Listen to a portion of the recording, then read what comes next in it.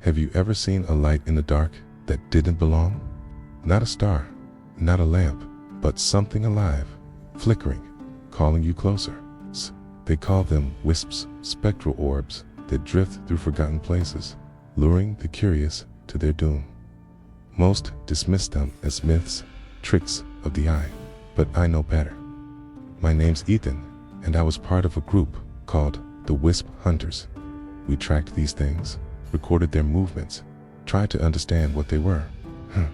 That was before the night we chased one into Blackthorn Woods, before we learned what happens when you hunt a wisp that hunts you back. It was late October, the air sharp with frost, when my friends Mia and Lucas convinced me to investigate a sighting. Blackthorn Woods, an hour from our town, had a reputation. Hikers vanished there, their cars found empty, keys still in the ignition. Locals whispered about lights in the trees, pale glows that moved against the wind. Mia, our tech geek, had been monitoring online forums, and a post on a cryptid thread caught her eye. Saw a glowing orb in Blackthorn last night. Followed it for 10 minutes, then my phone died. Felt like it was watching me. Lucas, the skeptic, laughed it off as swamp gas, but Mia was hooked. She'd already packed her camera, EMF reader, and a new audio recorder. "This is our chance," she said, eyes bright. "Real Wisp, Ethan. We could be the first to document it." I wasn't so sure. Seen enough horror movies to know chasing weird lights in cursed woods rarely ended well. But Mia's enthusiasm was infectious, and Lucas's taunts about my gutless vibe sealed the deal. We piled into my beat-up sedan, the trunk rattling with gear, and drove into the night.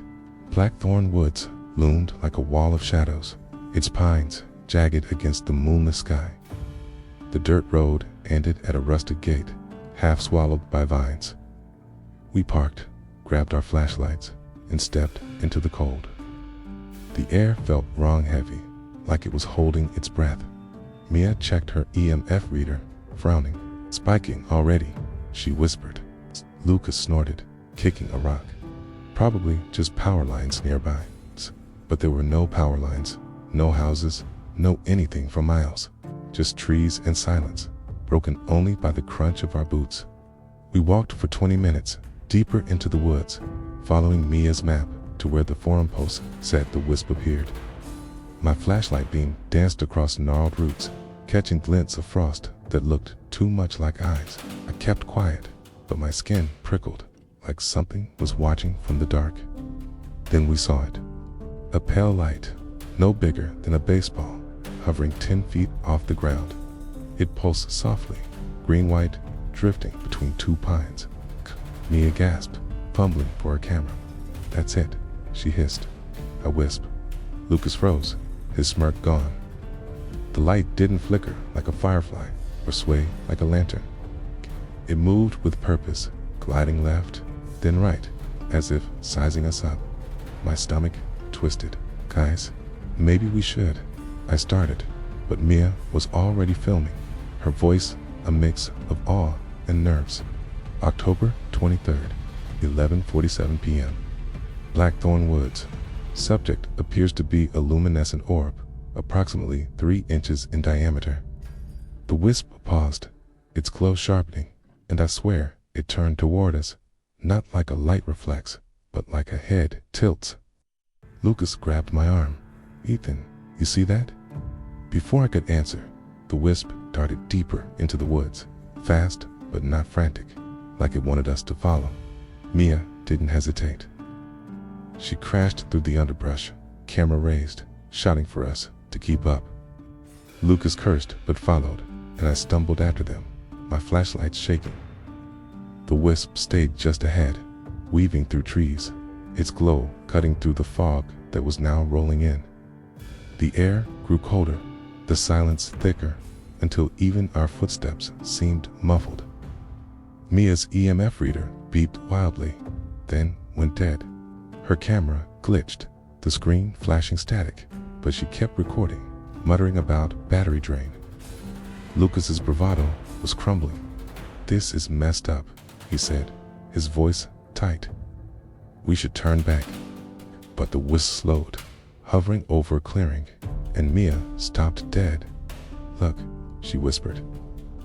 The clearing was unnatural, perfectly circular, maybe 30 feet across, with no grass, just bare dirt, packed hard like stone. In the center stood a single tree, its bark blackened, branches clawing at the sky.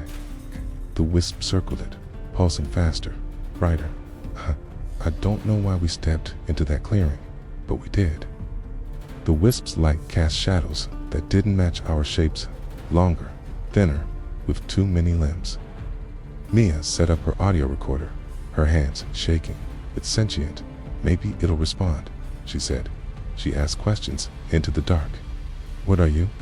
Why are you here?" The wisp didn't answer, but the air buzzed like static before a storm.